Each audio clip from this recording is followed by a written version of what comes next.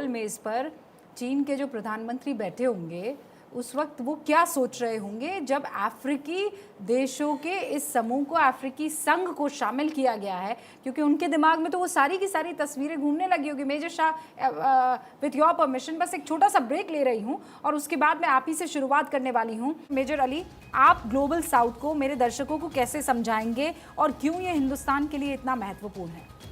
रूबिका जी, आपका बड़ा अच्छा सवाल है, लेकिन इतने अच्छे सवाल को आंसर करने से पहले एक सवाल मेरा अधूरा रह चुका था जो मैं दिल से चाह रहा था, मेरी ख्वाहिश थी कि आपको ये आंसर करूं। जब आपने चीन की बात की थी कि चीन ने बहुत से कर्जे दे रखे हैं, इस बीच ब्रेक आ गया और हमारे सोच में ब्रेक आ गया। करेक्ट, ब्रेक ये तो करते हैं सर, सही है। तो वो मेरे जहन में वो सवाल तब से ब्रेक में भी घूम रहा था। देखिए, चीन जो है ना वो डेट ट्रैप डिप्लोमेसी में अब की पॉलिसी फॉलो करती है। आप देखिए, मैं आपको एक एग्जांपल देता हूँ ताकि हर कोई समझ ले इस बात को।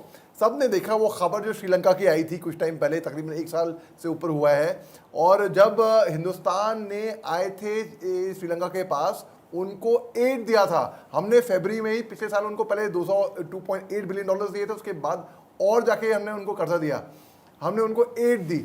अब ये चीन ने क्या करा, चीन ने श्रीलंका को कर्जा दिया, उसके बाद अपने एहसानों तले दबाया, फिर उन्होंने उनको गर्दन दबाई। ये मैं इस तरीके से बोल रहा हूँ ताकि लोग समझ लें। और हम्बनटोटा पोर्ट उनका 100 साल के लिए गिरवी रख लिया। उसके बाद अपनी स्पाई वेसल भी भेज दी, यॉन 4, वो वहाँ पे चीन से आई, श्रीलंका में कैंप करी, उसने खूब कोशिश करी। जासूस वेपन है वो, जासूस वेसल है वो, लेकिन वो कहते नहीं वो पेट्रोलिंग ऐसी नॉर्मल ऐसे। ये चीन जो झूठ बोलता है, ये डेट टैप डिप्लोमेसी में विश्वास रखता है। अब यही हशर पाकिस्तान का होने वाला है, क्योंकि CPEC, China Pakistan economic corridor, वहाँ पे ये इन्वेस्टमेंट कर चुका है, और पाकिस्तान को चीन की बातों उनके आगे बिल्कुल मानना पड़ता है कि भाई हाँ, जो भी वो चीन बोलता है वो उसको उनके कठपुतली की तरह नाचना पड़ता है। अब आप देखिए ये अफ्रीकन कंट्रीज, मेरे को बुरा लग रहा है इस बात के बारे में कि चीन ने भी उनको अपने कर्जों के तले दबाया हुआ है। जो आपने बोला, आपको हैरानी हुई थी ये सुन के, इतना कर्जा चीन दे चुका है। अब अफ्रीकन कंट्री उनके इन्फ्लुएंस में आ गई हैं।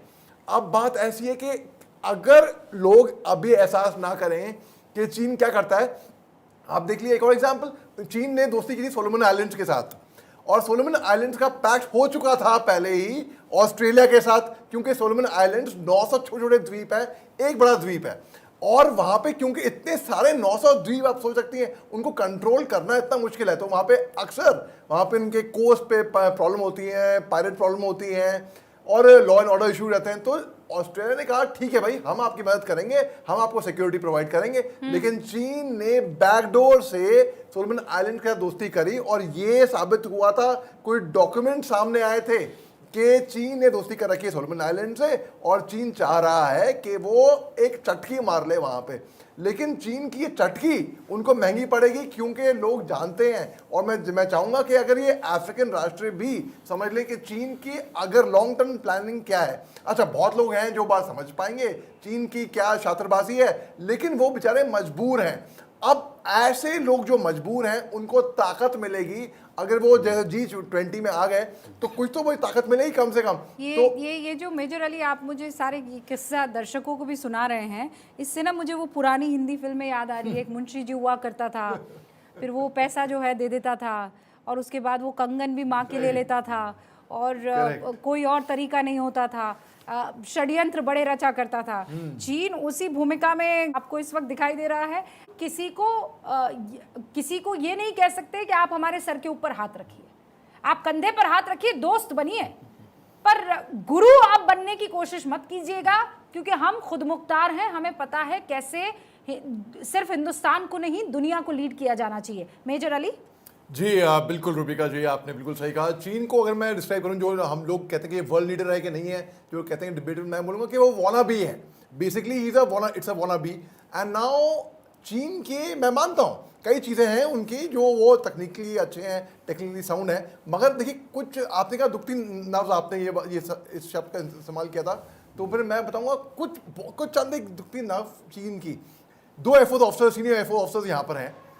चीन का जो इंडो तिब्बत बॉर्डर जो है वो ऐसे ऑल्टीट्यूड पर है कि जब वहाँ के जहाज़, वहाँ के विमान टेक ऑफ करते हैं उनके ऑल्टीट्यूड की वजह से वो केवल हाफ पेलोड ऑफ फ्यूल लेकर ही टेक ऑफ कर पाते हैं, पूरा पेलोड ऑफ फ्यूल नहीं ले पाते हैं वो उनका एक नेगेटिव पॉइंट रहा।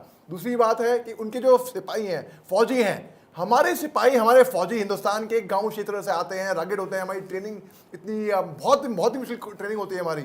उनके चॉकलेट क्रीम सोल्जर हैं, उनके जो फौजी हैं वो बॉर्डर पे ठंड बर्दाश्त नहीं कर पाते उस ऑल्टीट्यूड पे, तो वो रोबोटिक आर्मी तैयार करते हैं जो कि अनमैन्ड, वहां पे आर्मी जो कि वो मैन करेगी।